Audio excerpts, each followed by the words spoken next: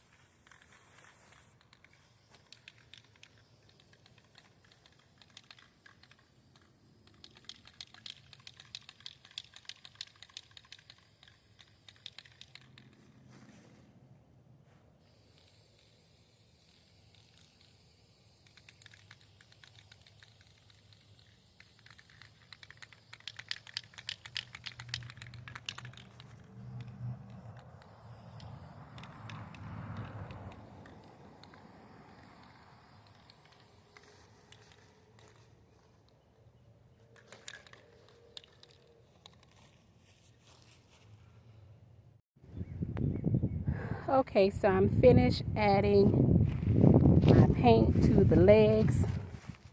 I have not done the top yet. Still indecisive about it. Stay tuned. Okay, so this is the first coat on the table. As you can see, the spots on there, it has to finish drying and curing. Check it out. Make sure you subscribe, like, comment, and share. Another video is going to be coming up showing the reupholstering of the chairs. And that's going to be the accent chair. So, I hope you all enjoyed so far. Stay in there with me. Okay, so this is the final finish. I've gone ahead and added my final coat to the top and the bottom. Again, this Rust-Oleum paint is a satin finish on top. And it's the Walmart brand paint on the bottom, which is a high gloss in black. So the next thing I have to do is just go ahead and upholster the chairs. So I hope y'all are enjoying this journey with me. Again, this is a thrift store find that I found on Friday. Stay tuned for more. Have a good night. Bye-bye.